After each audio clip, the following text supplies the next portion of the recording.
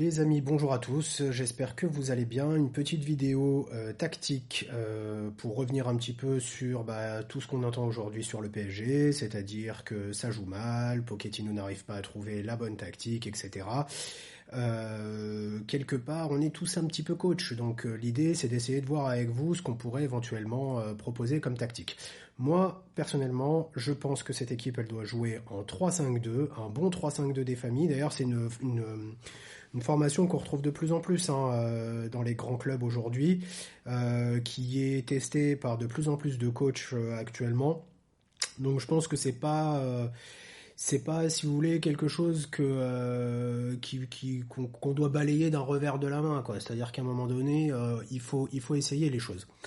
Je pense que Pochettino, lui, il ne veut pas du tout de cette tactique parce qu'en fait, il est parti dans une idée préconçue que c'était 4 défenseurs et rien d'autre.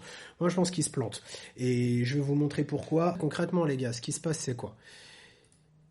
C'est qu'aujourd'hui, on souffre au milieu de terrain. C'est clairement ça le problème. C'est qu'aujourd'hui, on souffre au milieu de terrain. Donc concrètement, ce qui peut être pas mal à un moment donné, c'est d'essayer de dynamiser ce milieu de terrain, de le densifier, d'avoir quelque chose de plus solide. Pourquoi? Parce qu'aujourd'hui, ce qui se passe, c'est que Neymar, Mbappé et Messi ne défendent pas. Ça, je crois que tout le monde a pu le constater. Mais sauf que le problème, c'est que le milieu est pas suffisamment solide. Ce qui se passe concrètement, c'est que en 2 passes, l'adversaire est dans notre défense, vous voyez? En 2 passes, quoi. Et c'est ça qui est dingue. À la perte du ballon, si on perd le ballon quand on est en attaque, quand on est en train d'attaquer, quand on est en train de contre-attaquer, on perd le ballon. En 2 passes, les mecs sont devant Navas ou Donnarumma. Et c'est tout le problème aujourd'hui. Et c'est pour ça que je pense que la clé, elle réside dans cette densification en fait du milieu de terrain, vous voyez. Et donc concrètement, moi, ce que je voudrais proposer, c'est un 3-5-2 des familles qui ressemblerait à ça. Donnarumma dans les cages, pour moi, c'est Donnarumma. C'est-à-dire qu'aujourd'hui, il faut arrêter de déconner. Le mec, il a 22 ans, il est juste énorme, il est exceptionnel. Pour moi, c'est l'équivalent d'Mbappé en gardien, le gars. C'est-à-dire qu'à un moment donné, à 22 ans, l'envergure qu'il a, la confiance en lui, les arrêts décisifs, c'est pas la première fois que Donnarumma il fait ça. L'Euro qu'il fait avec l'Italie, etc. Pour moi, voilà, c'est juste exceptionnel, Donnarumma. Donc pour moi, il faut arrêter. Navas, c'était super, et c'est encore aujourd'hui, un très très grand gardien, je dis pas. Simplement, le PSG a fait la connerie, entre guillemets, il vaut mieux avoir trop que pas assez, mais a fait la connerie d'avoir 2 très grands gardiens sur un poste aussi spécifique et sur lequel il faut de la confiance, il faut de la sérénité, il faut être sûr qu'on est titulaire, quoi, clairement. Et Donnarumma arrive avec humilité, en se disant, bah voilà, moi je me laisse une saison pour voir un peu comment les choses se passent. Pour moi, il est en train de gagner sa place, Donnarumma. Il est en train de gagner sa place. Donc Donnarumma, clairement, dans les cages. Ensuite, les gars, m'insultez pas tout de suite. Attendez que je développe mon truc jusqu'au bout. Mais effectivement, j'aurais tendance à mettre Ramos, moi, juste devant la défense. Alors Ramos, parlons-en de Ramos.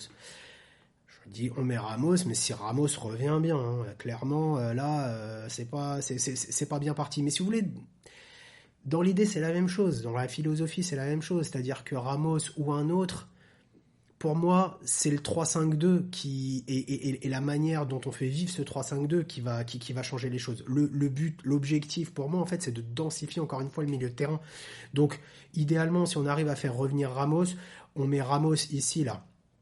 Alors, attendez. Idéalement, si on arrive à faire revenir Ramos, on met Ramos ici. Voilà, juste là, devant la défense.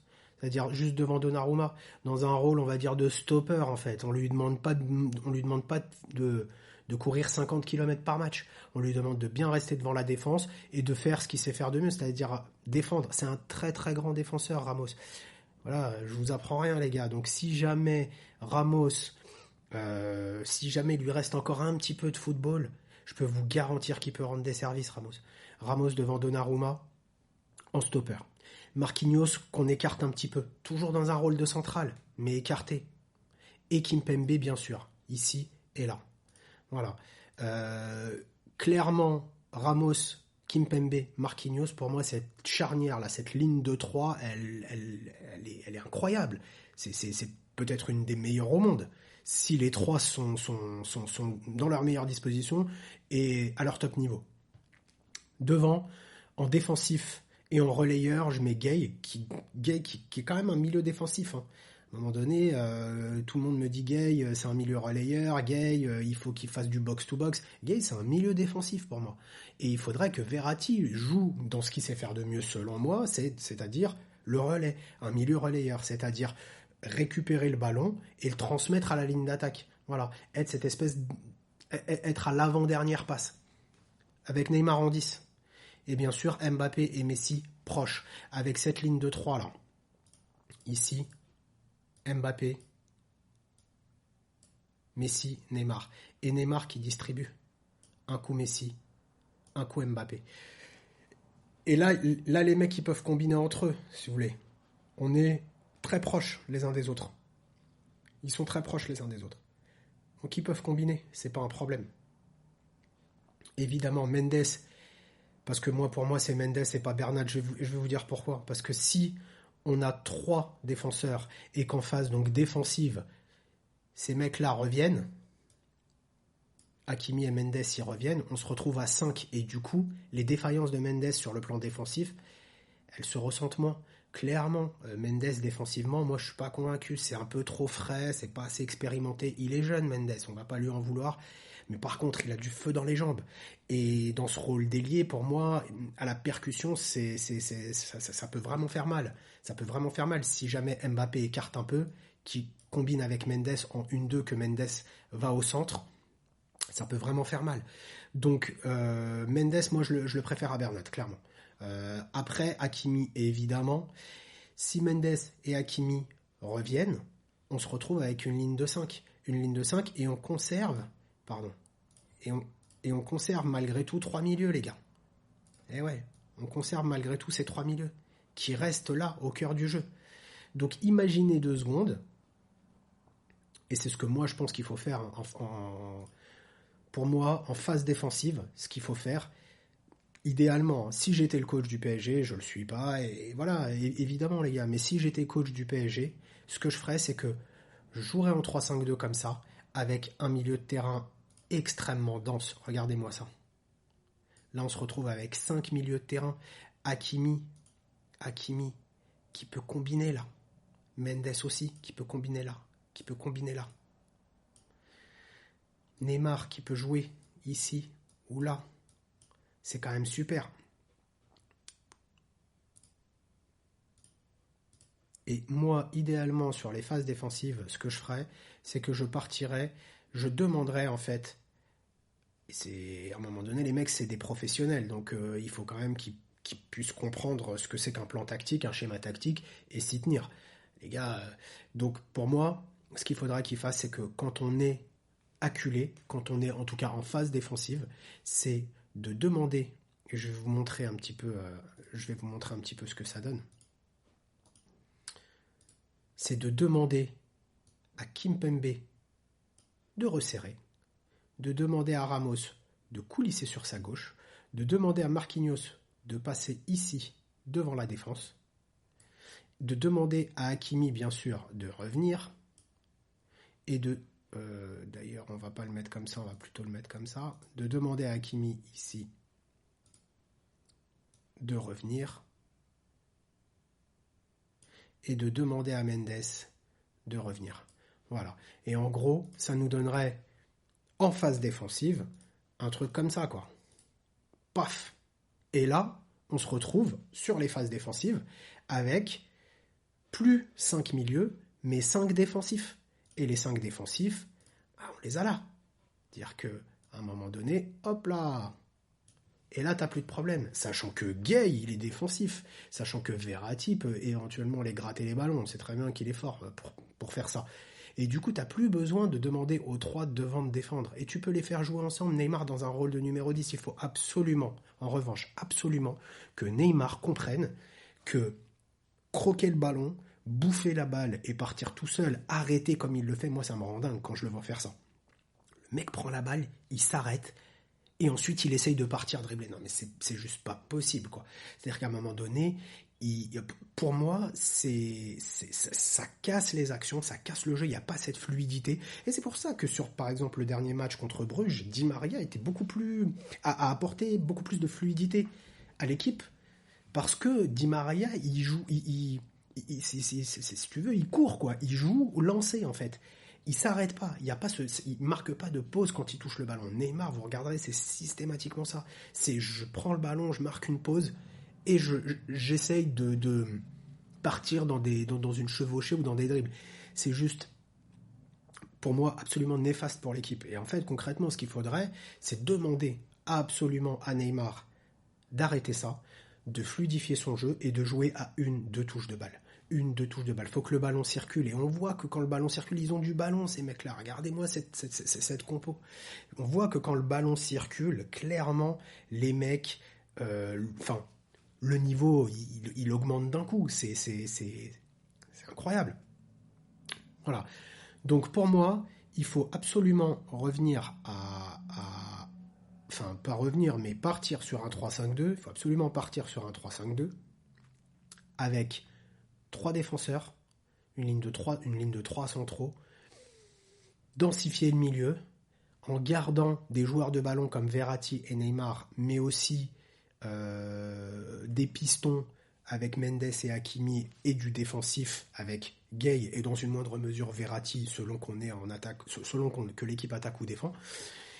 Et bien sûr, garder devant Mbappé et Neymar qui doivent absolument jouer proche. Il faut arrêter d'isoler Messi sur la droite. Voilà.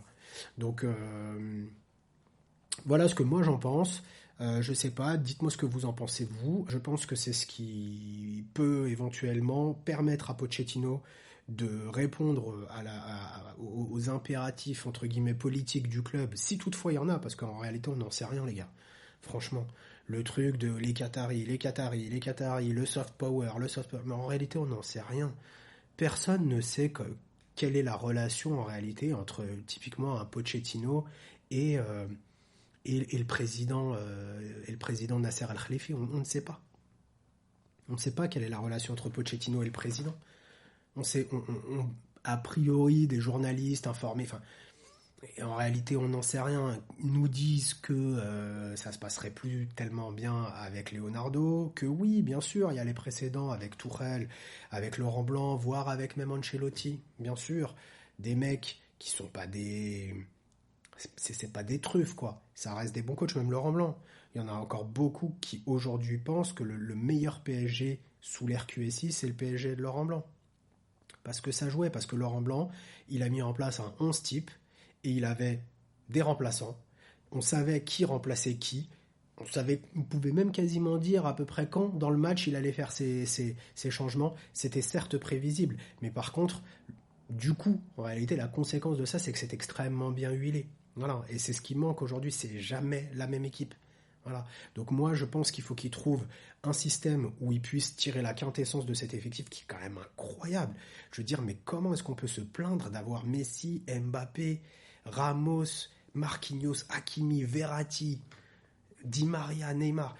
C'est un effectif pléthorique et je ne pense pas, mais j'en sais rien, je suis pas évidemment dans les hautes sphères, hein. Moi ça n'est que mon avis, mais je ne pense pas qu'on impose à Pochettino de faire jouer un tel ou un tel. Je ne pense pas. Je pense que évidemment, naturellement, en recrutant Messi, on se doute bien que quelque part, on contraint Pochettino à l'utiliser, mais je ne pense pas que Pochettino, lui, on lui ait dit texto, il faut que tu fasses jouer Messi, sinon t'es viré, quoi. Je pense pas.